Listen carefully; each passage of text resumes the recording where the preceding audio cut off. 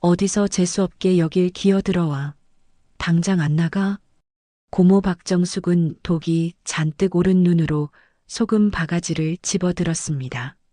그러고는 아이들 얼굴을 향해 소금을 한 움큼 집어 사정없이 뿌려댔습니다.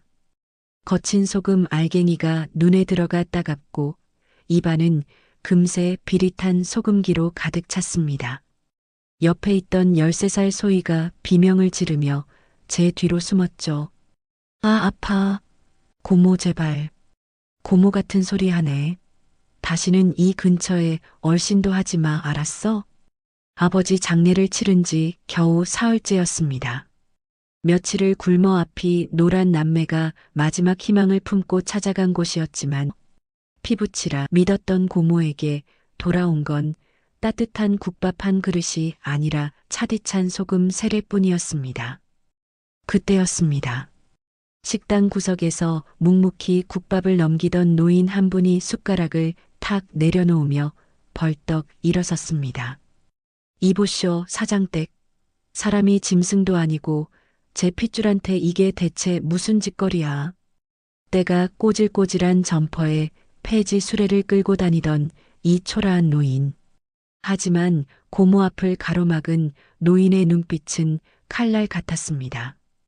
과연 이 노인의 정체는 무엇이며 이 아이들과는 어떤 기막힌 인연으로 이어지는 걸까요? 노인과의 만남이 벼랑 끝에 선 남매의 운명을 어떻게 뒤바꾸어 놓을지 그 기적 같은 이야기 시작합니다. 사연 시작 전 무료로 할 수 있는 구독을 눌러주시면 당신의 하루에 행운이 찾아올 거예요. 오늘의 사연 지금 시작합니다. 장례식장 복도가 국화향으로 가득했습니다. 준우가 아버지 영정사진 앞에 서 있었습니다. 겨우 17살이었습니다. 어깨가 잔뜩 굳어 있었죠. 오빠 나 무서워. 소희가 오빠 재킷 소매를 꽉 붙잡았습니다. 13살짜리 여동생이었습니다. 준우가 동생 손을 잡아주며 말했습니다. 괜찮아. 오빠가 있으니까. 그때 장례식장 문이 벌컥 열렸습니다. 검은 정장에 진주 목걸이를 한 여자가 들어왔습니다. 고모 박정숙이었습니다. 아버지의 여동생이죠. 박정숙이 영정 사진을 힐끗 보더니 혀를 찼습니다. 즉, 오빠도 참. 돈은 벌어놨으면서 이렇게 허무하게 가버리면 어떡해. 준우가 고개를 들었습니다. 고모, 뭘 그렇게 쳐다봐. 슬픈 척 하지 말고. 박정숙이 핸드백에서 서류를 꺼내 준우 앞에 펼쳤습니다. 이거 봐. 내 아버지가 나한테 빌린 돈이야. 아파트, 상가 전부 담보로 잡혀 있어. 준우가 서류를 받아들었습니다. 손이 떨렸습니다. 이게 무슨 말이에요? 아버지가 고모한테 빚을 졌다고요? 글자 못 읽어? 다 적혀 있잖아. 채무증서, 담보계약서. 아버지 도장 찍힌 거 안 보여? 소희가 오빠 뒤로 숨었습니다. 오빠, 저게 뭐야? 서류에 찍힌 아버지 도장이 어딘가 이상했습니다. 평소에 보던 것과 달랐습니다. 고모, 이거 아버지가 직접 쓴 거 아닌 것 같은데요. 박정숙이 서류를 확 낚아챘습니다. 뭐, 지금 고모 보고 사기꾼이라는 거야? 그게 아니라. 됐어. 오늘부터 집이랑 상가 다 내 이름으로 넘어가. 너희는 당장 나가. 준우가 고모 팔을 붙잡았습니다. 고모, 저희 갈 데가 없어요. 아버지 장례도 안 끝났는데. 박정숙이 준우 손을 뿌리쳤습니다. 깔 데 없으면 알아서 만들어. 고아원 번호 알려줄까? 소희가 울음을 터뜨렸습니다. 준우가 동생을 끌어안았습니다. 고모, 제발이요. 며칠만이라도. 시끄러워. 경비 아저씨. 박정숙이 손짓하자 경비원 2명이 다가왔습니다. 그들이 준우와 소희의 팔을 잡아 끌었습니다. 야, 나. 놓으라고. 준우가 버둥거렸지만 소용없었습니다. 남매는 장례식장 밖으로 쫓겨났습니다. 그날 이후로 며칠이 지났습니다. 준우와 소희는 거리를 떠돌았습니다. 지갑도 없고 휴대폰도 없고 갈아입을 옷도 없었습니다. 오빠 배고파? 소희가 힘없이 말했습니다. 조금만 참아. 오빠가 뭔가 구해볼게. 준우가 거리를 두리번거렸습니다. 그때 눈에 익은 간판이 보였습니다. 박간의 명품 국밥. 예전에 아버지가 하던 작은 국밥집이 번쩍번쩍한 대형 식당으로 바뀌어 있었습니다. 소희야, 저기 가보자. 남매가 식당 안으로 들어갔습니다. 점심시간이라 손님이 꽉 차 있었습니다. 국밥 냄새가 코를 찔렀습니다. 준우는 저도 모르게 침을 삼켰습니다. 어머, 저것들이 왜 여기 와? 카운터에 있던 박정숙이 남매를 보고 얼굴을 찌푸렸습니다. 고모, 밥 한 끼만 주세요. 며칠째 못 먹었어요. 준우가 고개를 숙였습니다. 손님들이 남매를 쳐다봤습니다. 박정숙이 카운터에서 나오며 소리를 질렀습니다. 야, 거지들이 왜 여기로 들어와? 손님들 밥맛 떨어지잖아. 고모, 여기 원래 아버지 식당이었잖아요. 제발. 뭐? 아버지 식당? 여긴 내 식당이야. 꺼져. 박정숙이 준우 가슴을 밀었습니다. 준우가 뒤로 휘청거렸습니다. 안 나가? 당장 안 나가? 박정숙이 주방 쪽으로 고개를 돌렸습니다. 야, 소금 바가지 가져와. 직원이 허둥지둥 굵은 소금이 담긴 바가지를 들고 왔습니다. 박정숙이 그걸 받아들더니 남매한테 소금을 한 움큼 집어 뿌렸습니다. 재수 없는 것들. 애구나 물러거라. 소금이 준우 얼굴에 쏟아졌습니다. 눈이 따갑고 입안이 짰습니다. 소희가 비명을 지르며 얼굴을 감쌌습니다. 꺼져. 꺼지라고. 박정숙이 계속 소금을 퍼부었습니다. 손님들은 웅성거리면서 구경만 했습니다. 아무도 말리지 않았습니다. 그때였습니다. 식당 구석에서 누군가 벌떡 일어났습니다. 낡은 점퍼를 입은 백발 노인이었습니다. 노인이 성큼성큼 다가와 박정숙의 손목을 확 잡았습니다. 이 사람아, 애들한테 이게 무슨 짓이야? 박정숙이 눈을 부라렸습니다. 뭐야, 이 영감탱이가. 나, 사람한테 소금을 뿌려? 어떻게 이럴 수가 있어? 노인의 주름진 얼굴에 분노가 가득했습니다. 박정숙이 손목을 비틀며 악을 썼습니다.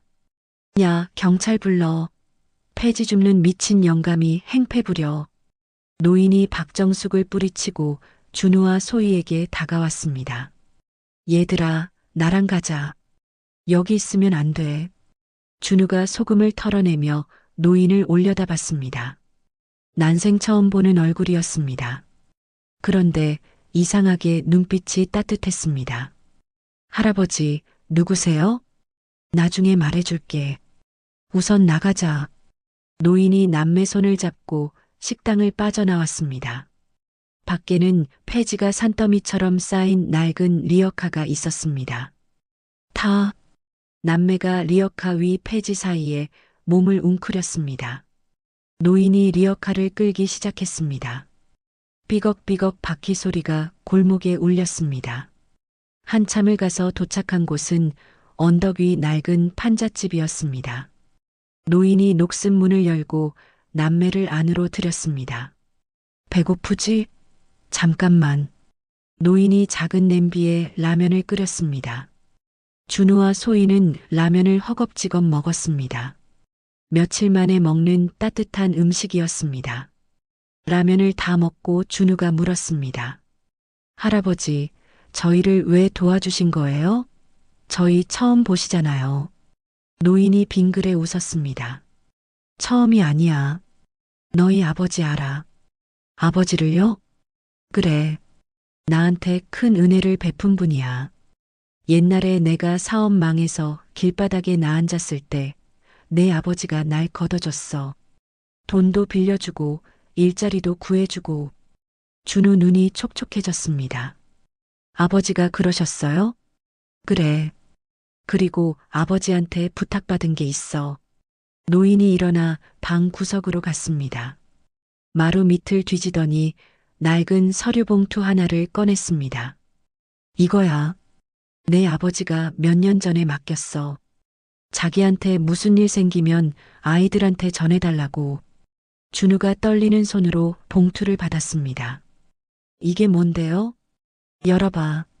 준우가 봉투를 뜯었습니다. 안에서 서류 여러 장이 쏟아져 나왔습니다. 등기권리증, 숫자가 빼곡히 적힌 장부, 공증 도장이 찍힌 유언장. 이건 고모가 가져간 아파트랑 상가 등기잖아요. 원본이에요? 그래. 내 아버지가 고모를 못 믿었던 거야. 원본은 나한테 맡기고 고모한테는 사본만 줬어. 준우가 장부를 펼쳤습니다. 아버지 글씨로 숫자와 메모가 빼곡히 적혀 있었습니다. 고모가 회사 돈을 빼돌렸어요? 내 아버지가 눈치채고 다 적어뒀어. 언젠가 고모가 재산을 노릴 거라고 했거든. 준우가 유언장을 폈습니다. 아버지 서명과 공증 도장이 찍혀 있었습니다. 맨 아래에 메모가 있었습니다. 준우야, 법은 지키는 자 편이 아니라 아는 자 편이다. 준우 손이 부들부들 떨렸습니다. 아버지 목소리가 귓가에 들리는 것 같았습니다. 할아버지, 응, 저 변호사 될래요. 노인이 준우를 바라봤습니다. 변호사? 네. 법으로 고모한테 다 돌려받을 거예요. 아버지가 남긴 것들 제가 찾아올 거예요. 준우가 봉투 안에서 낡은 만년필을 꺼냈습니다. 아버지가 늘 가슴 주머니에 꽂고 다니던 만년필이었습니다. 노인이 낡은 장롱에서 통장을 꺼냈습니다. 이거 내가 폐지 팔아서 모은 돈이야. 많진 않지만 내 학비로 써. 할아버지, 이건 받아. 아버지 은혜 갚는 거야. 내가 너희 할아버지처럼 지켜줄게.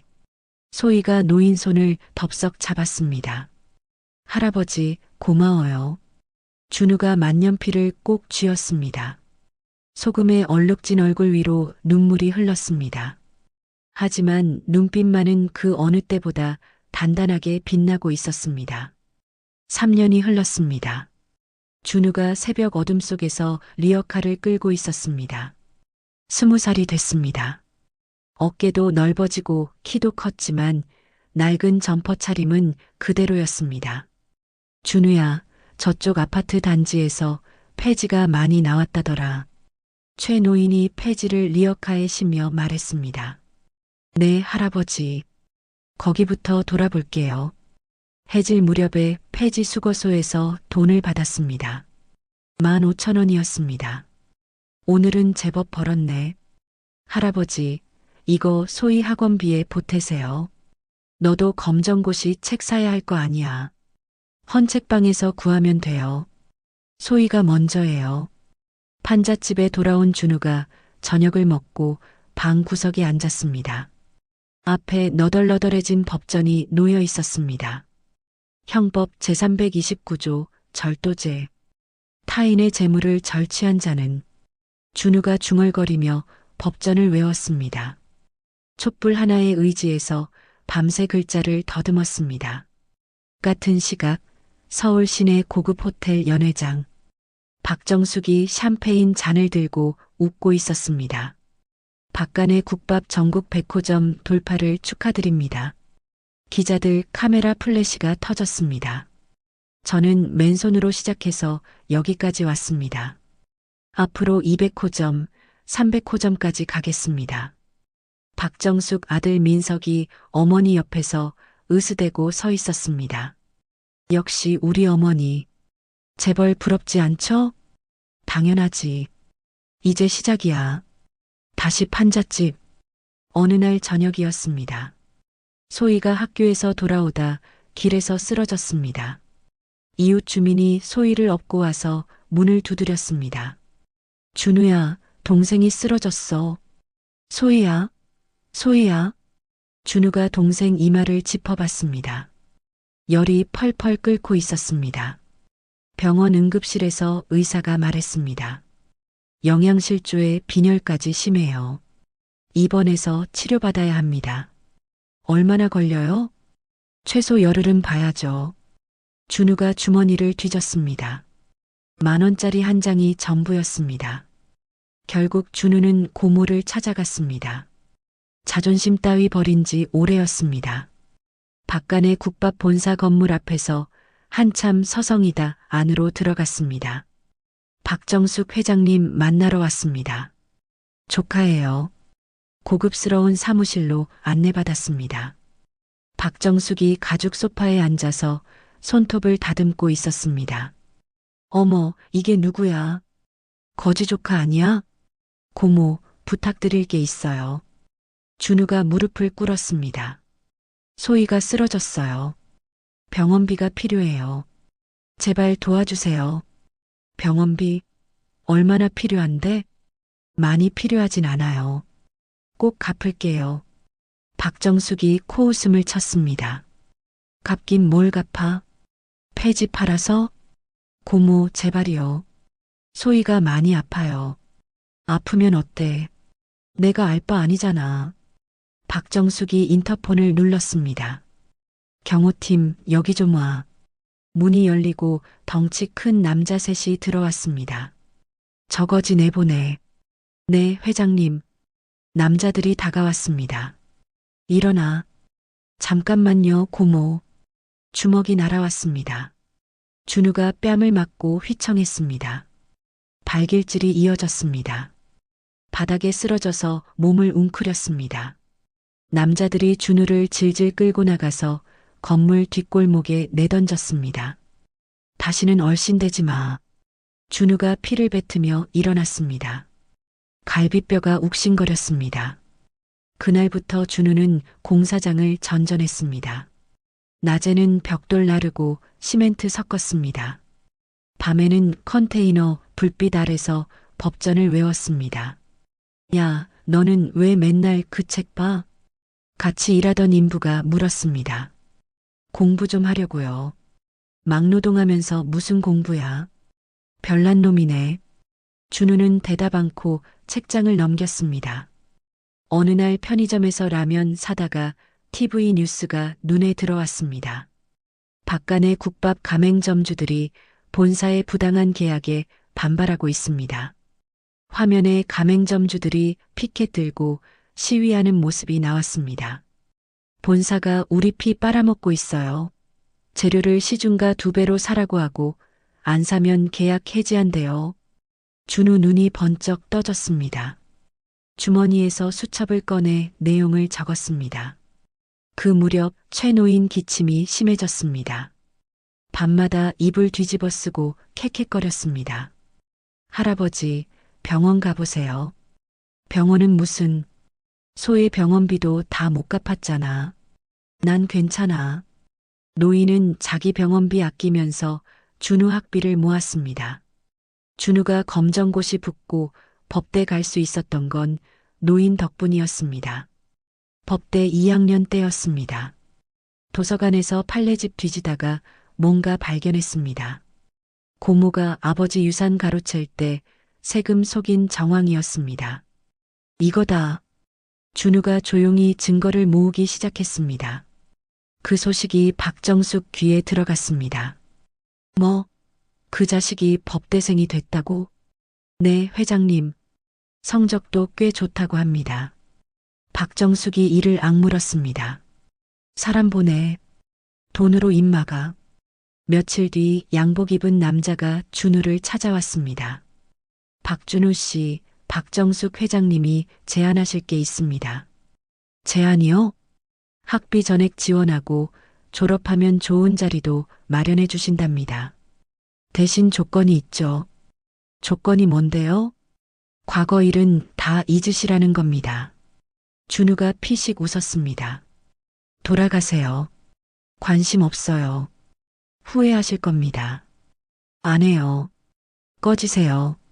남자가 돌아간 뒤 학교에 이상한 소문이 돌았습니다. 준우가 예전에 도둑질했다는 헛소문이었습니다.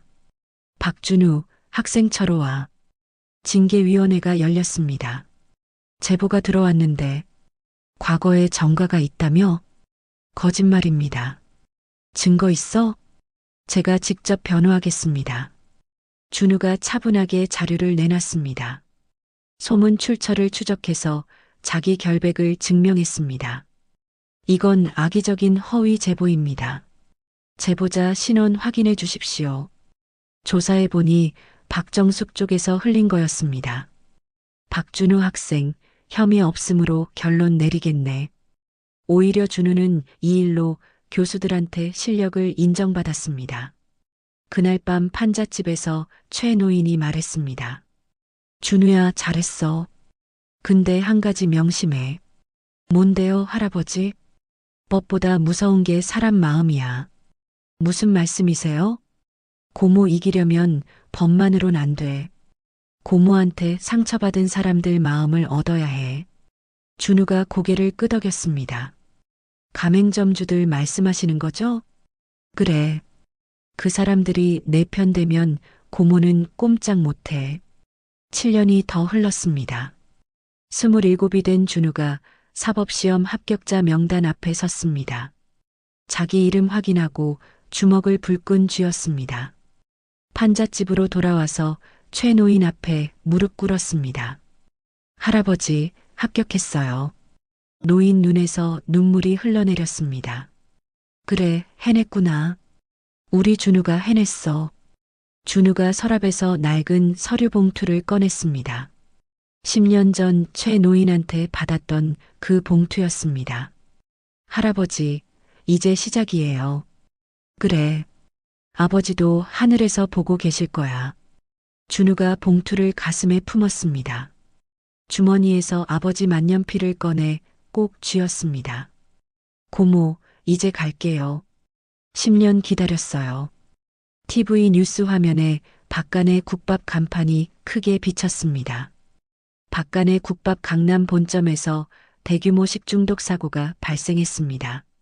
현재까지 10명 이상의 환자가 병원으로 이송되었습니다. 박정숙이 본사 회의실에서 테이블을 내리쳤습니다. 이게 뭐야? 어떻게 된 거야? 아들 민석이 고개를 숙인 채 서 있었습니다. 어머니, 그게... 똑바로 말해. 창고에 있던 고기가 좀 오래됐는데 버리기 아까워서 그냥 썼어요. 미쳤어? 내가 회사를 말아먹을 셈이야? 죄송해요. 근데 이거 가맹점 탓으로 돌리면 되잖아요. 박정숙이 민석을 노려보다가 천천히 고개를 끄덕였습니다. 그래. 그렇게 해. 본사는 깨끗한 재료 납품했는데 가맹점에서 관리 잘못했다고 해. 며칠 후 가맹점주들이 본사 앞에서 시위를 벌였습니다. 우리가 뭘 잘못했다고 누명을 씌워. 본사에서 납품한 재료가 썩은 거잖아. 가맹점주 대표 김 사장이 마이크를 잡고 외쳤습니다. 우리는 억울합니다. 본사가 책임을 떠넘기고 있습니다. 그때 시위대 뒤쪽에서 양복을 입은 젊은 남자가 다가왔습니다. 김 사장님이시죠? 누구세요? 저는 변호사 박준우입니다. 가맹점주 여러분들 편에서 싸우고 싶어서 왔습니다. 변호사요? 근데 왜 저희를 도우려고요? 저도 박정숙 회장한테 당한 사람이거든요. 저 박준우입니다. 박정숙 회장 조카요. 김 사장의 눈이 커졌습니다. 조카라고요? 네. 10년 전에 고모한테 아버지 유산을 빼앗기고 쫓겨났어요. 무료로 변론하겠습니다. 본사 사무실 창가에서 이 광경을 내려다보던 박정숙의 얼굴이 굳어졌습니다. 저 변호사가 누구야? 비서가 태블릿을 확인했습니다. 박준우라고 합니다. 올해 사법시험 합격한 박준우? 박정숙이 창가로 다가가 준우의 얼굴을 자세히 봤습니다. 10년 전 소금을 맞으며 끌려나가던 소년의 얼굴이 겹쳐 보였습니다. 저 자식이... 박정숙의 손이 부들부들 떨렸습니다. 며칠 후 준우가 검찰청 민원실에 섰습니다. 고발장 접수하러 왔습니다. 담당 직원이 서류를 받아들었습니다. 박간의 국밥 박정숙 회장, 혐의가 세금 포탈의 서류 위조까지요? 네. 10년 전부터 지금까지의 증거 자료도 첨부했습니다. 박정숙은 즉각 대형 로펌을 선임했습니다. 박 변호사, 내 조카 좀 처리해줘요. 어떻게 하시겠습니까? 약점을 잡아. 그리고 그놈이 사는 곳 있잖아. 폐지 줍는 영감탱이랑 사는 판잣집. 거기 철거해버려. 철거요? 재개발 들어간다고 하면 되잖아. 내가 구청장이랑 아는 사이야. 그날 밤 판잣집 앞에 트럭 3대가 멈춰 섰습니다. 검은 옷을 입은 남자들이 우르르 내렸습니다. 빨리 해치워. 남자들이 판잣집 문을 발로 걷어찼습니다. 쾅 하는 소리와 함께 문짝이 떨어져 나갔습니다. 뭐야, 누구야? 최 노인이 놀라 일어섰습니다. 나가, 이 영감탱이. 여기 철거된다. 철거? 무슨 소리야? 남자 하나가 노인의 멱살을 잡았습니다. 노인의 눈에 서랍이 들어왔습니다. 준우에게 전해줄 마지막 자료가 든 서랍이었죠. 잠깐 저것만. 노인이 서랍 쪽으로 손을 뻗었습니다. 남자가 노인을 밀쳤습니다. 노인이 휘청거리다 바닥에 쓰러지며 머리를 부딪혔습니다. 할아버지. 마침 돌아온 준우가 소리를 질렀습니다. 준우가 달려들어 남자를 밀쳐냈습니다. 이 자식들이 뭐 하는 거야? 발길질과 주먹질이 이어졌습니다. 준우가 쓰러지면서도 노인을 감쌌습니다. 그만해. 경찰 불렀다. 이웃 주민의 외침에 남자들이 트럭에 올라타고 사라졌습니다. 할아버지, 정신 차리세요. 노인의 입가에 피가 흘렀습니다. 준우가 119에 전화를 걸었습니다. 병원 응급실. 의사가 준우에게 말했습니다. 머리를 심하게 부딪히셨어요. 수술이 필요합니다. 수술이요? 빨리 해주세요. 그런데 병원장님 지시가 있어서. 무슨 지시요? 의사가 난처한 표정을 지었습니다. 죄송합니다. 저도 어쩔 수가 없어요. 준우가 의사의 멱살을 잡았습니다. 사람이 죽게 생겼는데 무슨 소리예요? 진정하세요. 다른 병원 알아보시는 게. 준우가 이를 악물었습니다. 박정숙이 병원장까지 매수한 것이었습니다. 설상가상으로 변호사협회에서 연락이 왔습니다. 박준우 변호사님, 윤리규정 위반으로 제소되셨습니다. 뭐라고요? 무슨 혐의인데요? 과거 공사장에서 일하실 때 문제가 있었다고요. 준우가 전화를 끊고 벽에 머리를 기댔습니다. 사방이 막혀가고 있었습니다. 그때 휴대폰이 다시 울렸습니다. 소희였습니다. 오빠. 소희야, 어디야? 집에 없던데. 오빠, 나 고모한테. 전화기 너머로 소희의 목소리가 끊겼습니다. 박정숙의 목소리가 들려왔습니다. 준우야, 나야. 고모, 소희 어디 있어요? 걱정 마. 고모랑 같이 있어. 당장 돌려보내요. 소송 취하해. 그러면 보내줄게. 미쳤어요? 내가 선택해. 동생 목숨이랑 복수심, 뭐가 더 중요해? 내 아버지처럼 만들 수도 있어. 전화가 끊어졌습니다. 준우가 휴대폰을 꽉 쥐었습니다. 병실로 돌아온 준우가 침대에 누운 최 노인의 손을 잡았습니다. 노인이 힘겹게 눈을 떴습니다. 준우야. 할아버지, 말씀하지 마세요. 서랍에. 알아요. 자료 무사해요. 정수기한테 지지 마라. 준우가 고개를 끄덕였습니다. 주먹을 불끈 쥐고 병실을 나섰습니다. 준우가 아는 기자에게 전화를 걸었습니다. 김 기자님, 저 박준우입니다. 드릴 자료가 있어요. 무슨 자료요? 박정숙 회장이 10년 전에 유산 가로채면서 세금 속인 증거요. 기사 쓰실 거죠? 물론이죠. 보내주세요. 준우가 아버지의 서류 봉투에서 자료를 하나씩 꺼내 기자에게 보냈습니다. 다음 날부터 뉴스에 박정숙의 과거 비리가 하나씩 보도되기 시작했습니다. 박정숙이 TV를 보다 리모컨을 내던졌습니다. 이게 다 어디서 나온 거야? 회장님, 큰일입니다. 검찰에서 압수수색 나온다고 합니다. 뭐? 박정숙이 벌떡 일어나 금고로 달려갔습니다. 안에서 장부 뭉치를 꺼내 쓰레기통에 쑤셔 넣었습니다. 이것만 없애면 돼. 이것만.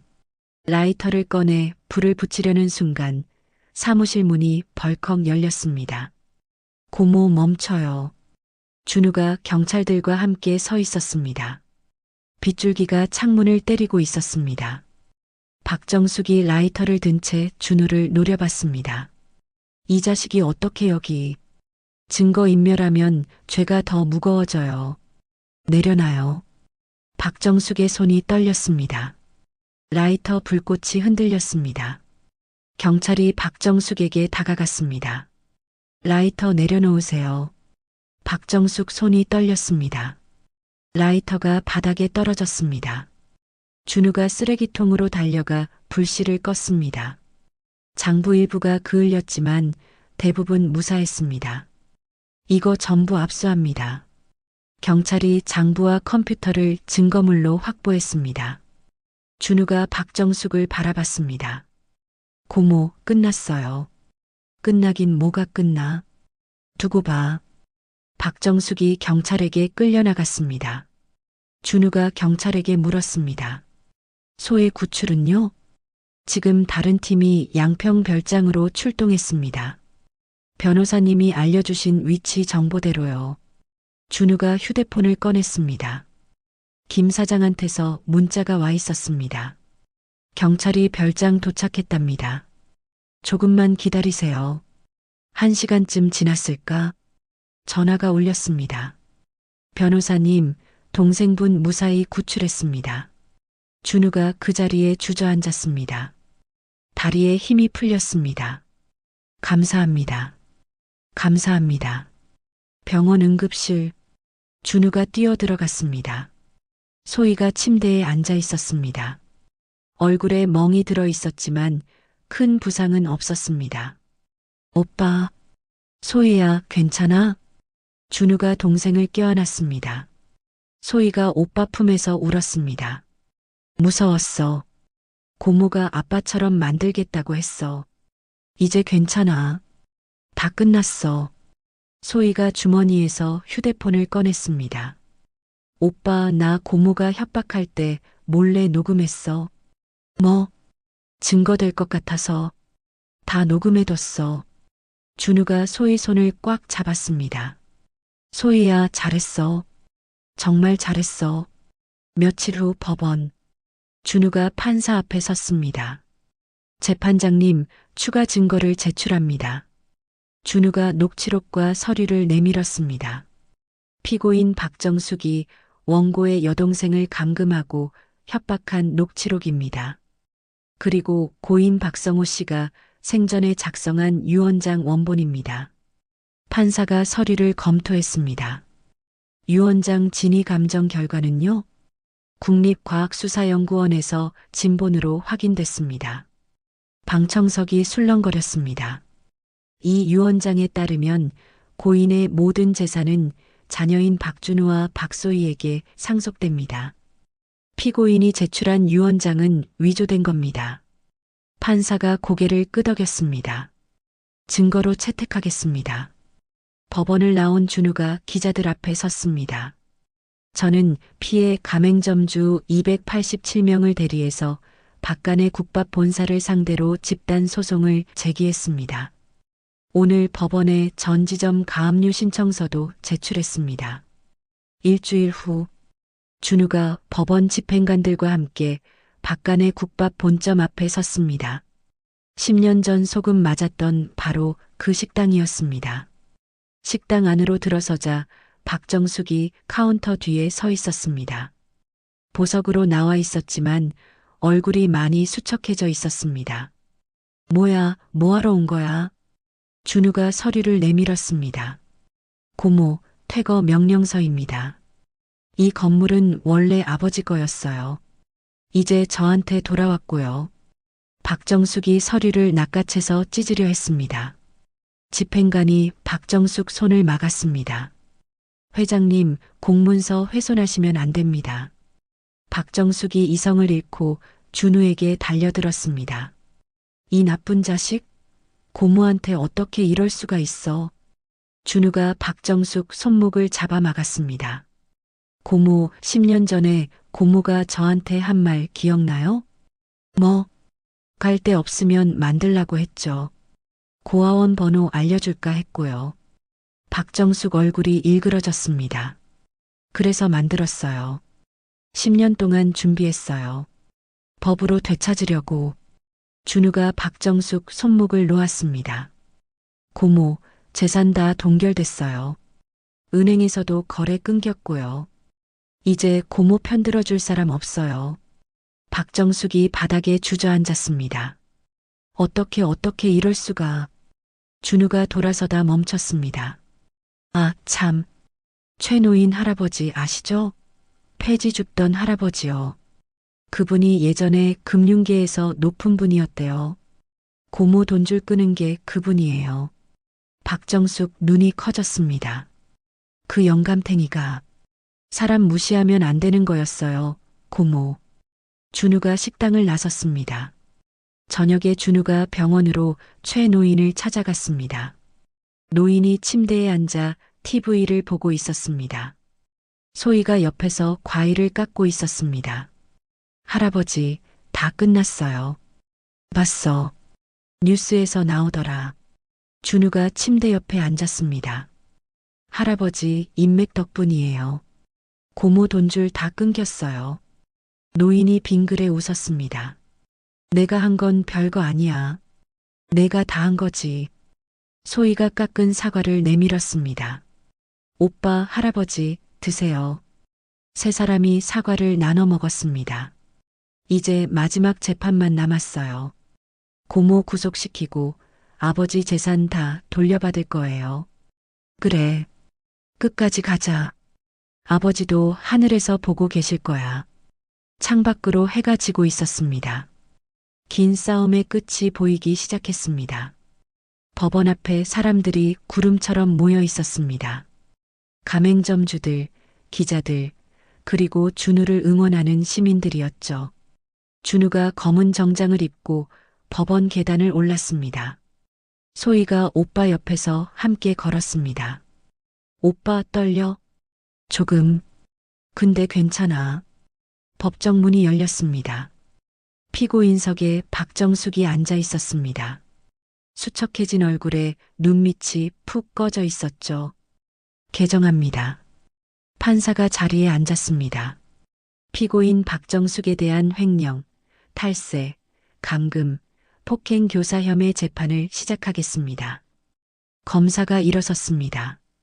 재판장님, 피고인은 10년간 조카들의 유산을 가로채고 수십억 원의 세금을 포탈했습니다.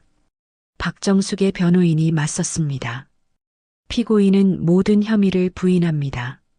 유산 상속은 정당한 절차를 거쳤습니다. 준우가 손을 들었습니다. 재판장님, 피해자 측 법률 대리인으로서 증거를 제출하겠습니다. 허가합니다. 준우가 서류 뭉치를 들고 일어섰습니다. 먼저 피고인이 10년간 운영한 이중 장부입니다.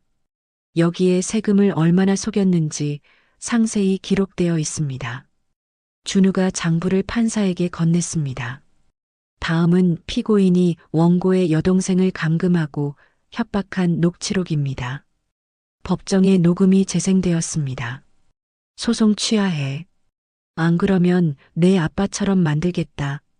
방청석이 술렁거렸습니다. 박정숙이 자리에서 벌떡 일어섰습니다. 저건 조작이야. 가짜라고. 피고인, 자리에 앉으세요. 판사가 경고했습니다. 준우가 말을 이었습니다. 마지막으로 고인이 생전에 녹화한 영상이 있습니다. 법정 스크린에 영상이 재생되기 시작했습니다. 화면에 준우의 아버지가 나타났습니다. 이 영상을 보고 있다면 나는 이미 세상에 없겠지. 준우의 눈시울이 붉어졌습니다. 내 동생 정숙이가 내 재산을 노리고 있어. 서류를 위조해서 아이들 몫을 빼앗으려고 해. 나는 다 알고 있었어. 박정숙의 얼굴이 새하얗게 질렸습니다. 정숙아, 내가 이걸 본다면 말해줄게. 오빠는 처음부터 다 알고 있었어. 증거도 다 남겨뒀어. 영상이 끝났습니다. 박정숙이 의자에서 미끄러져 바닥에 주저앉았습니다. 오빠가 다 알고 있었어? 판사가 서류를 정리하며 입을 열었습니다. 피고인 박정숙에 대한 판결을 선고하겠습니다. 법정이 숨을 죽였습니다. 피고인을 횡령, 탈세, 감금, 폭행 교사 혐의로 징역 15년에 처합니다. 가로챈 모든 유산은 원래 상속인인 박준우와 박소희에게 반환하며 범죄로 얻은 수익금 전액을 추징합니다. 방청석에서 박수가 터져나왔습니다. 가맹점주들이 서로 얼싸안고 눈물을 흘렸습니다. 박정숙이 경찰에게 끌려가며 소리쳤습니다. 준우야, 이 나쁜 자식아. 고모한테 어떻게 해? 준우가 아무 말 없이 박정숙을 바라봤습니다. 10년의 세월이 스쳐 지나갔습니다. 법원을 나온 준우와 소희가 아버지의 국밥집 본점 앞에 섰습니다.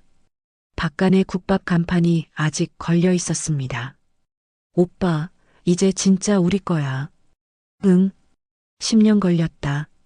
소희가 오빠의 팔을 붙잡고 울었습니다. 준우도 눈물을 참지 못했습니다. 며칠 후 간판이 바뀌었습니다. 성운의 나눔 식당. 아버지 이름을 딴 간판이었습니다. 개업식 날 시민들이 꽃다발을 들고 찾아왔습니다. 가맹점주들, 이웃 주민들, 기자들까지. 축하드려요, 변호사님. 고마워요. 오늘은 모든 분들께 국밥 무료로 대접하겠습니다. 준우가 앞치마를 두르고 주방에 섰습니다. 큰 솥에 국밥이 보글보글 끓었습니다. 문이 열리고 폐지 줍는 노인들이 들어왔습니다. 여기가 공짜로 밥 준다는 데야? 네, 어서 오세요. 편하게 앉으세요. 소희가 노인들을 안내했습니다. 준우가 국밥을 그릇에 담아 날랐습니다. 맛있게 드세요. 아이고, 고마워. 고마워. 노인들이 국밥을 먹는 모습을 보며 준우는 10년 전을 떠올렸습니다. 굶주려 비틀거리던 자신과 소희. 최 노인이 끓여준 라면 한 그릇의 온기가 아직도 생생했습니다. 오후에 준우가 최 노인을 휠체어에 태우고 수목원으로 향했습니다. 아버지가 묻힌 곳이었죠. 할아버지, 다 왔어요. 준우가 휠체어를 밀고 아버지의 나무 앞에 섰습니다. 소희도 함께였습니다. 아버지, 저희 왔어요. 준우가 주머니에서 낡은 서류 봉투를 꺼냈습니다. 10년 전 최 노인에게 받았던 그 봉투였습니다. 아버지, 다 끝났어요. 고모한테서 다 되찾았어요. 준우가 라이터를 꺼냈습니다. 서류 봉투에 불을 붙였습니다. 봉투가 타오르며 재가 되어 흩어졌습니다. 이제 복수가 아니라 정의예요. 아버지 명예도 되찾았고요. 소희가 오빠 옆에 섰습니다. 아버지, 저 대학 가요. 사회복지 공부할 거예요. 오빠처럼 어려운 사람들 도우면서 살래요. 최 노인이 휠체어에서 두 남매를 바라봤습니다. 주름진 눈에서 눈물이 흘러내렸습니다. 성우야, 내 아이들 잘 컸다. 정말 잘 컸어. 그날 저녁 교도소. 박정숙이 수의를 입고 독방에 앉아 있었습니다. TV에서 뉴스가 흘러나왔습니다. 오늘 박준우 변호사가 운영하는 성운의 나눔 식당이 문을 열었습니다. 어려운 이웃들에게 무료로 식사를 제공하는 이 식당의 시민들의 발걸음이 이어지고 있습니다. 화면에 준우가 국밥을 나르는 모습이 나왔습니다. 박정숙이 TV를 바라보며 이를 악물었습니다. 눈에서 눈물이 흘러내렸습니다. 오빠 내가 잘못했어. 비참한 울음소리가 독방에 울려 퍼졌습니다. 다음 날 아침, 준우가 앞치마를 두르고 식당 문을 열었습니다. 폐지 리어카를 끌고 온 노인들이 줄을 서 있었습니다. 어서 오세요. 들어오세요. 준우가 노인들을 안내하고 직접 국밥을 날랐습니다. 뜨끈한 국밥 한 그릇. 10년 전 자신이 그토록 먹고 싶었던 그 한 그릇이었습니다. 최 노인이 식당 구석에 앉아 준우를 지켜봤습니다. 준우가 다가가 노인의 손을 잡았습니다. 할아버지, 고마워요. 할아버지 아니었으면 오늘 이 자리에 없었을 거예요. 고맙긴. 내가 다 한 거지. 아니에요. 할아버지가 저희 지켜주셨잖아요. 10년 동안. 최 노인이 준우의 손을 꽉 쥐었습니다. 이제 우리 가족이야. 진짜 가족. 소희가 국밥 두 그릇을 들고 다가왔습니다. 할아버지, 오빠 밥 먹어요. 제가 직접 끓인 거예요. 세 사람이 나란히 앉아 국밥을 먹었습니다. 창밖으로 햇살이 쏟아졌습니다. 식당 안에 따뜻한 국밥 냄새가 가득했습니다. 10년의 긴 싸움이 끝났습니다. 세 사람은 비로소 진정한 평화를 찾았습니다. 평화는 오래가지 않았습니다. 어느 날 아침 준우가 식당 문을 열자 검은 양복을 입은 남자들이 서 있었습니다. 박준우 변호사님이시죠? 검찰입니다. 자금 세탁 혐의로 조사받으셔야 합니다. 자금 세탁이요? 무슨 말씀이세요? 복지재단 계좌로 출처 불명의 돈 5억 원이 입금됐습니다. 해외 도박 자금으로 확인됐고요. 준우의 얼굴이 굳어졌습니다. 저는 그런 돈 받은 적 없어요. 일단 같이 가시죠. 검찰청 조사실. 준우가 책상 앞에 앉아 있었습니다. 박 변호사님, 이 입금 내역 보세요. 분명히 재단 계좌로 들어왔어요. 누가 보낸 건지 확인해 보셨어요? 저는 모르는 돈입니다. 수사 중입니다. 일단 계좌는 동결 조치했고요. 계좌 동결이요? 네. 수사 끝날 때까지요. 그 시각 어느 고급 오피스텔. 박민석이 소파에 기대 앉아 전화를 받았습니다. 네, 잘 됐어요. 검찰에서 조사받고 있대요. 전화기 너머로 남자 목소리가 들렸습니다. 계획대로 되고 있군. 다음 단계 진행해. 알겠습니다. 민석이 전화를 끊고 씩 웃었습니다. 준우야, 우리 어머니 감옥 보낸 거 후회하게 해줄게. 며칠 후 준우에게 변호사협회에서 연락이 왔습니다. 박준우 변호사님, 자격정지심사위원회가 열립니다. 자격정지요? 자금 세탁 혐의가 있으시잖아요. 결과 나올 때까지 활동 정지입니다. 준우가 전화를 끊고 벽에 머리를 기댔습니다. 사방이 막혀가고 있었습니다. 그때 소희에게서 전화가 왔습니다. 오빠, 할아버지가 쓰러지셨어. 뭐? 병원인데 빨리 와. 준우가 병원으로 달려갔습니다. 중환자실 앞에서 소희가 울고 있었습니다. 오빠, 할아버지가. 의사가 다가왔습니다. 보호자분이세요? 환자분이 수술 후유증에 폐 질환까지 겹쳤습니다.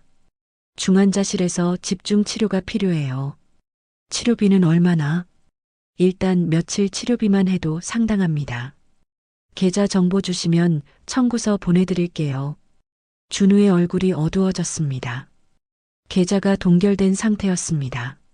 저 지금 계좌가 좀 문제가 있어서요. 그러시면 현금으로 내셔도 됩니다. 준우가 주머니를 뒤졌습니다. 가진 돈이라곤 몇만 원뿐이었습니다. 설상가상으로 식당에서 연락이 왔습니다. 사장님, 큰일 났어요. 깡패들이 와서 난동 피우고 있어요. 준우가 식당으로 달려갔습니다. 식당 안이 아수라장이었습니다. 테이블이 뒤집히고 그릇이 깨져 있었습니다. 이게 무슨 짓이야? 뭐야, 사기꾼 왔네. 문신을 한 남자들이 준우를 에워쌌습니다. 너 자금 세탁한 거 다 알아. 위선 떨지 마. 나가. 당장 나가. 남자들이 킬킬 웃으며 나갔습니다. 준우가 깨진 그릇을 주우며 이를 악물었습니다. 다음 날 인터넷에 기사가 쏟아졌습니다. 박준우 변호사, 자금 세탁 혐의로 검찰 조사, 폐지 노인 돈 가로챈 위선자, 아버지 유산 되찾은 효자인 줄 알았더니 댓글창이 악플로 가득 찼습니다. 역시 사람 믿으면 안 돼. 가면 쓴 사기꾼이었네. 돈이면 다야? 준우의 법률 상담소 유리창에 돌이 날아왔습니다.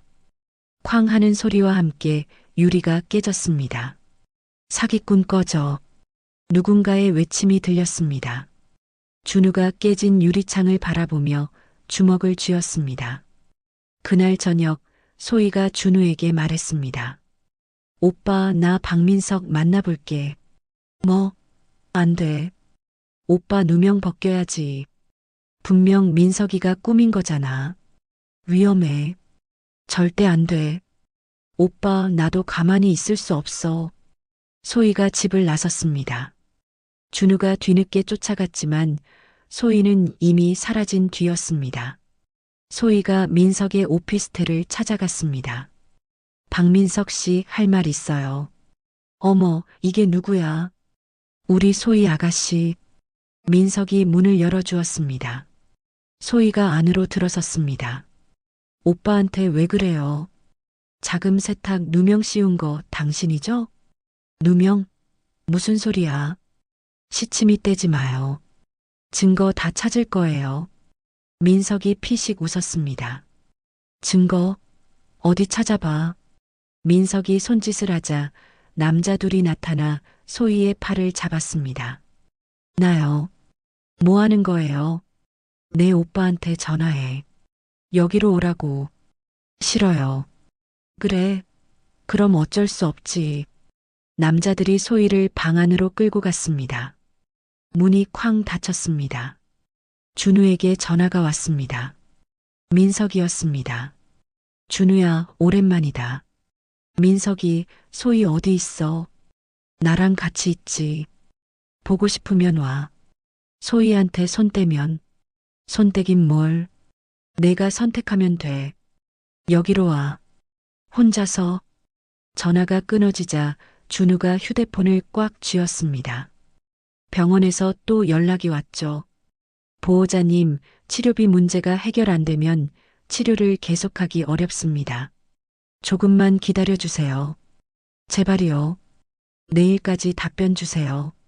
준우가 병원으로 달려갔습니다. 의사 앞에 무릎을 꿇었습니다. 선생님, 한 번만 더 기회를 주세요. 제발이요.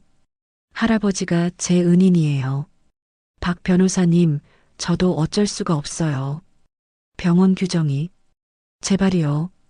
제발. 준우의 눈에서 눈물이 흘러내렸습니다. 의사가 난처한 표정으로 준우를 바라봤습니다. 그날 밤 준우에게 문자가 왔습니다. 민석이었습니다. 내일 정오까지 와. 모든 승소 판결 권리 포기하는 각서에 서명해. 안 그러면 소희가 어떻게 될지 몰라. 준우가 문자를 바라보며 이를 악물었습니다. 10년을 싸워서 되찾은 모든 것. 그걸 포기하라는 것이었습니다. 준우가 창밖을 바라봤습니다. 어둠이 짙게 내려앉아 있었습니다. 사방이 막힌 절벽 끝에 서 있는 기분이었습니다. 준우가 민석 오피스텔 앞에 섰습니다. 주머니 속 휴대폰에 녹음 앱을 켜뒀습니다. 문이 열리고 민석이 나타났습니다. 왔구나. 들어와. 준우가 안으로 들어섰습니다. 소희가 소파에 묶여 있었습니다. 오빠. 소희야, 괜찮아? 나 걱정하지 마. 민석이 테이블 위에 서류를 내밀었습니다. 여기 서명해. 모든 승소 판결 권리 포기한다는 각서야. 준우가 서류를 집어들었습니다. 서명하면 소희 보내주는 거지? 당연하지. 약속은 지켜. 준우가 펜을 들었습니다. 천천히 서류 위로 펜을 가져갔습니다. 그때 준우가 물었습니다. 근데 민서가 그 5억 어디서 났어? 해외 도박 조직이랑 손잡은 거 맞지? 민석이 피식 웃었습니다. 알면 뭐해? 어차피 증거 없잖아. 증거가 없을까? 뭐? 준우가 휴대폰을 꺼내 화면을 보여줬습니다. 실시간으로 자금 이체 경로가 표시되고 있었습니다. 최노인 할아버지 인맥이 금융계에 있거든. 내가 도박 조직이랑 주고받은 돈 흐름 다 추적했어. 민석 얼굴이 굳어졌습니다. 뭐? 그 폐지 줍는 영감탱이가? 그리고 이거. 준우가 다른 화면을 보여줬습니다. 지금 경찰이 여기로 오고 있어. 내가 위치 정보 미리 알려줬거든. 이 자식이. 민석이 준우에게 달려들었습니다. 준우가 민석 주먹을 피하며 소희에게 달려갔습니다. 묶인 줄을 풀기 시작했습니다. 그때 문이 벌컥 열렸습니다. 움직이지 마. 경찰이다. 경찰들이 우르르 들어왔습니다. 민석이 도망치려 했지만 경찰에게 제압당했습니다. 박민석, 감금 및 자금 세탁 혐의로 체포한다. 나라고. 민석이 발버둥 쳤지만 소용없었습니다. 경찰이 수갑을 채웠습니다. 준우가 소희를 안아 일으켰습니다. 소희야, 괜찮아? 응, 오빠. 괜찮아. 미안해. 늦어서. 아니야. 오빠가 왔잖아. 그 시각 병원. 중환자실 앞 로비에 사람들이 모여 있었습니다. 폐지 줍는 노인들이었습니다. 여기가 최노인 할아버지 계신데 맞지? 맞아. 여기야. 노인들이 주머니에서 돈을 꺼냈습니다. 구겨진 1,000원짜리, 5,000원짜리, 꼬깃꼬깃한 지폐들이 쌓여갔습니다. 우리가 돈이 많진 않지만 이거라도 보태자고. 그래. 최 노인이 우리한테 얼마나 잘해줬는데. 가맹점주들도 달려왔습니다. 저희도 왔습니다. 김 사장이 봉투를 내밀었습니다. 가맹점주들이 모은 돈이에요. 박 변호사님이 우리 살려줬는데 우리가 가만히 있을 수 없죠. 간호사가 놀란 눈으로 바라봤습니다. 이분들이 다. 네. 최노인 할아버지 수술비요. 현금으로 낼게요. 노인들과 가맹점주들이 모은 돈이 계산대 위에 쌓였습니다. 간호사가 돈을 세다가 눈물을 글썽였습니다. 수술비 충분합니다. 감사합니다. 며칠 후 최 노인이 눈을 떴습니다. 준우가 침대 옆에서 노인 손을 잡고 있었습니다. 할아버지, 정신 드세요? 준우야, 여기가 어디야? 병원이에요. 할아버지 수술 잘 끝났어요. 수술? 수술비는 어떻게? 폐지 줍는 노인들이랑 가맹점주들이 모아줬어요. 할아버지 살리려고. 최 노인 눈에서 눈물이 흘렀습니다. 그 사람들이. 네. 다들 할아버지 걱정했어요. 노인이 준우 손을 꽉 쥐었습니다. 준우야, 이게 진짜 법이야. 네. 진정한 법은 민심 속에 있어. 사람들 마음이 모이면 어떤 어려움도 이겨낼 수 있어. 준우가 고개를 끄덕이며 눈물을 삼켰습니다. 검찰 기자회견장. 검사가 마이크 앞에 섰습니다. 수사 결과를 발표하겠습니다. 박민석은 어머니 박정숙의 은닉 자금을 이용해 박준우 변호사를 함정에 빠뜨린 것으로 확인됐습니다. 기자들이 웅성거렸습니다. 박준우 변호사에 대한 자금 세탁 혐의는 무혐의 처분합니다. 카메라 플래시가 터졌습니다. 준우가 기자회견장을 나서며 휴대폰을 들었습니다. 네, 김 변호사님. 허위 기사 낸 언론사들 상대로 정정보도 청구랑 손해배상 소송 진행해 주세요. 알겠습니다. 바로 처리하겠습니다. 며칠 후 변호사협회에서 연락이 왔습니다. 박준우 변호사님, 자격 정지 절차 철회됐습니다. 감사합니다. 그리고 한 가지 더 있습니다. 뭔데요? 올해의 정의로운 법조인상 후보로 추천되셨습니다. 준우가 멍하니 전화기를 바라봤습니다. 정말요? 네, 축하드립니다.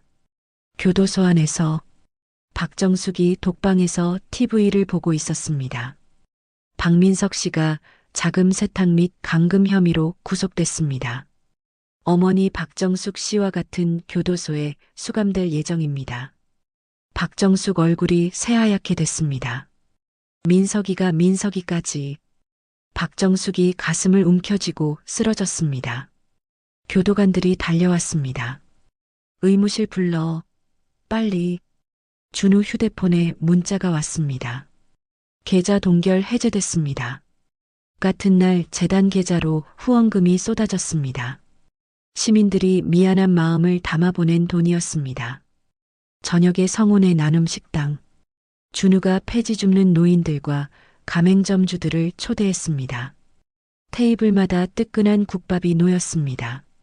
준우가 앞으로 나가 허리를 깊이 숙였습니다. 여러분, 감사합니다. 여러분 아니었으면 저는 무너졌을 거예요. 김 사장이 손을 저었습니다. 무슨 말씀을요? 변호사님이 저희를 먼저 도와주셨잖아요. 폐지 줍는 노인 하나가 말했습니다. 최 노인이 우리 대장이야. 대장 살려야지. 사람들이 웃었습니다. 최 노인이 휠체어에 앉아 그 모습을 바라봤습니다. 소희가 노인 옆에서 국밥 그릇을 건넸습니다. 할아버지, 드세요. 고마워, 소희야. 준우가 노인 옆에 앉았습니다. 할아버지 말씀이 맞았어요. 뭐가? 법보다 무서운 게 사람 마음이라고 하셨잖아요. 진짜 그랬어요. 노인이 준우 손을 잡았습니다. 그래. 사람 마음이 모이면 못할 게 없어. 그게 진짜 힘이야. 준우가 자리에서 일어나 다시 한번 사람들을 향해 고개를 숙였습니다.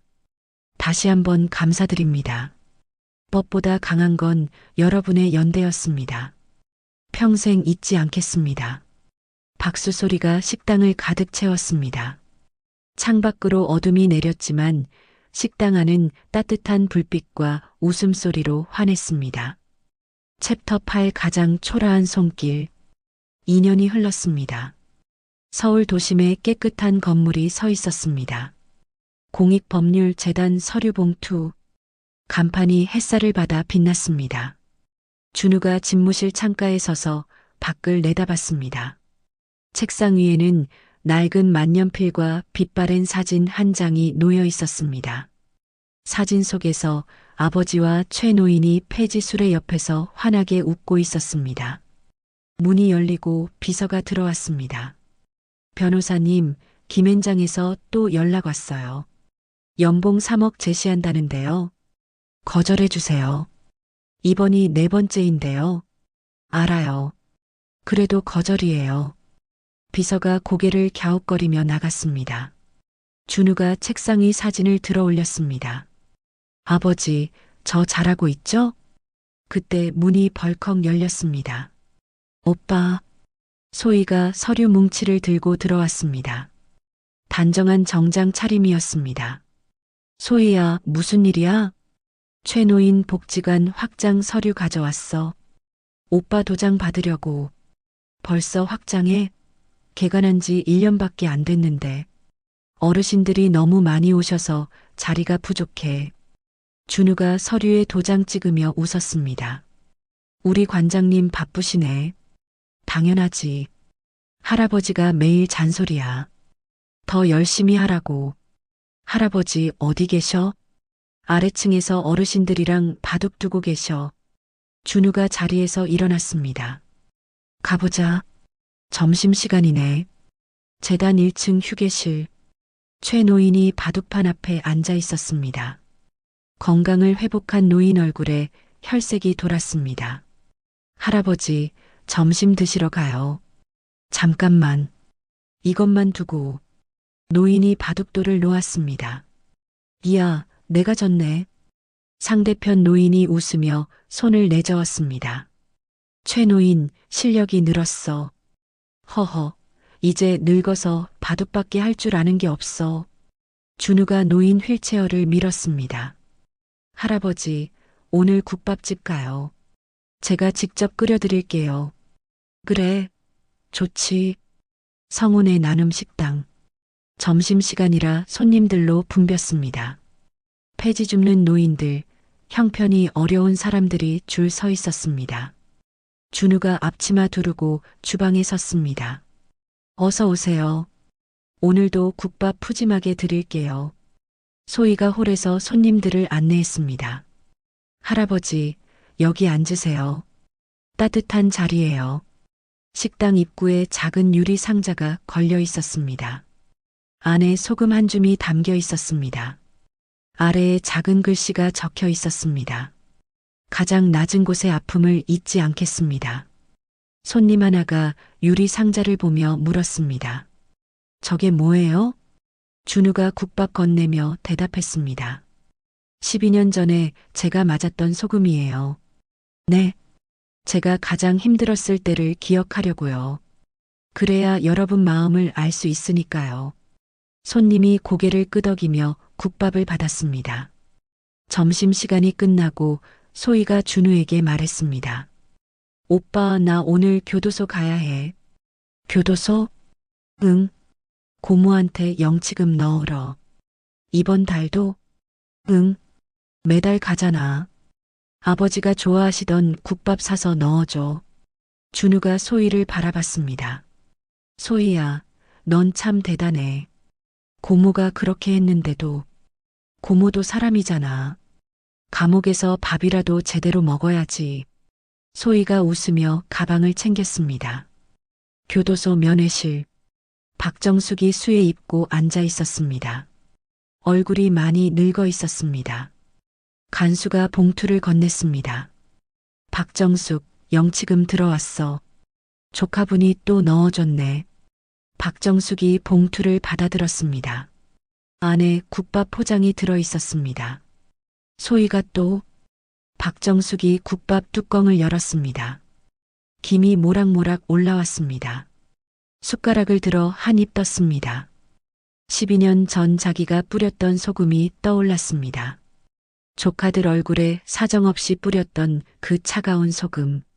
눈물이 뚝뚝 떨어져 국밥에 섞였습니다. 내가 잘못했어. 박정숙이 국밥 먹으며 울었습니다. 참회의 눈물이었습니다.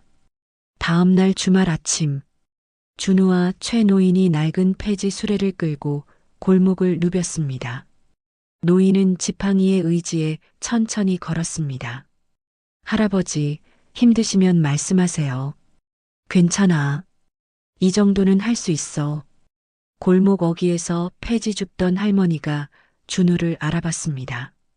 어머, 박 변호사님 아니에요? 네, 안녕하세요.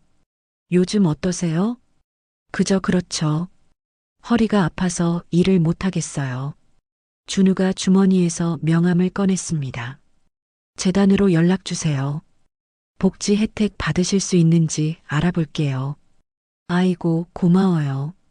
준우와 노인이 골목 돌며 노인들 이야기를 들었습니다. 집세 걱정, 병원비 걱정, 자식 걱정. 준우가 하나하나 수첩에 적었습니다. 할아버지, 도움 필요한 분들이 많네요. 그래. 세상에 힘든 사람이 많아. 그래서 내가 필요한 거야. 저녁에 준우가 집무실로 돌아왔습니다. 책상에 앉아 서류를 폈습니다. 억울하게 쫓겨난 노인의 사연이었습니다. 준우가 아버지 만년필을 들었습니다. 서류 위에 글을 적기 시작했습니다. 이 만년필로 아버지는 유언장을 썼습니다. 이제 준우는 이 만년필로 억울한 사람들의 승소 판결문을 적어 내려갔습니다. 한 달 후 아버지 기일. 준우와 소희, 최 노인이 수목원을 찾았습니다. 아버지 나무 앞에 나란히 섰습니다. 소희가 도시락을 꺼냈습니다. 아버지, 국밥 가져왔어요. 아버지가 좋아하셨던 거요. 준우가 나무를 쓸어내리며 말했습니다. 아버지, 저희 이제 정말 행복해요. 걱정 마세요. 최 노인이 두 남매를 바라봤습니다. 성호야, 내 아이들 잘 컸다. 정말 대견해. 세 사람이 나무 앞에서 사진을 찍었습니다. 환하게 웃는 얼굴이었습니다. 재단 건물 앞 아침 햇살이 간판을 비쳤습니다. 공익법률재단 서류 봉투. 준우가 출근하며 간판을 올려다 봤습니다. 가슴 주머니에서 낡은 만년필을 꺼냈습니다. 아버지, 오늘도 열심히 할게요. 준우가 건물 안으로 들어갔습니다. 책상 위에 의뢰인들 서류가 쌓여 있었습니다. 억울한 사람들의 이야기가 담긴 서류였습니다. 창밖으로 햇살이 쏟아졌습니다. 낡은 폐지 수레를 비추던 그 태양이 이제는 재단 건물 위로 떠올랐습니다. 가장 초라한 손길이 가장 위대한 정의를 만든다. 그것이 준우가 12년 동안 배운 진실이었습니다. 여러분, 오늘 이야기 어떻게 보셨나요? 피보다 진한 것이 사람의 정이라더니 남보다 못한 고모의 행동을 보면서 저도 대본을 정리하는 내내 가슴이 답답하고 화가 났습니다. 하지만 결국 정의는 승리했고 폐지 할아버지 같은 따뜻한 분이 계셔서 정말 다행이라는 생각이 듭니다.